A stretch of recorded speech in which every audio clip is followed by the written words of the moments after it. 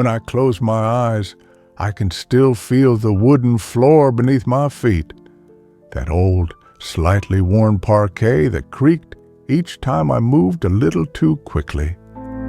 I remember how my mother would always say, "Careful now, don't stomp like that. You'll leave a hole in the floor." And the laughter that would follow, warm and soft, spreading through the house like an embrace that needed no words. I remember the scent of her kitchen, always a blend of onions and freshly baked bread, sometimes a touch too salty, but never lacking love. Did she oversalt it again?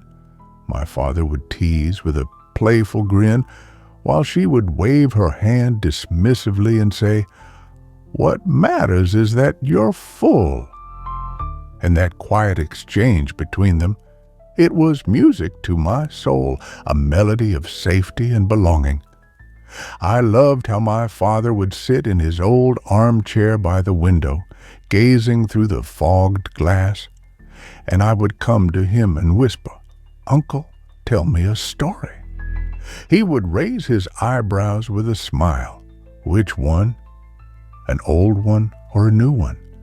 And I always chose the new one, because he knew how to carry me into a world of imagination where nothing was impossible. "Take care of yourself, son," my mother would say each time I left the house.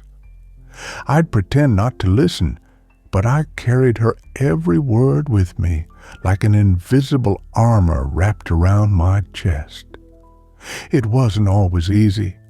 There were arguments, silences that stung, and days when words were too heavy to speak. But never, not for a single moment, did I doubt that this house, with all its imperfections, was my safe haven. Even when the night felt darkest, when it seemed the world had no place for me, that house waited for me, ready to receive me again, with all my fears and forgotten dreams.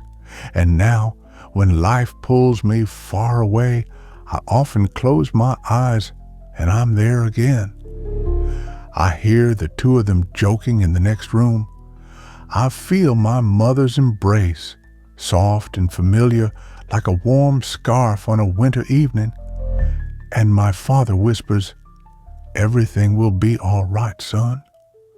And I believe him, because no distance can ever dim the light that glows in the house of your mother and father. So cherish it, guard it, not merely as a place, but as a story, a soul that helped shape your own.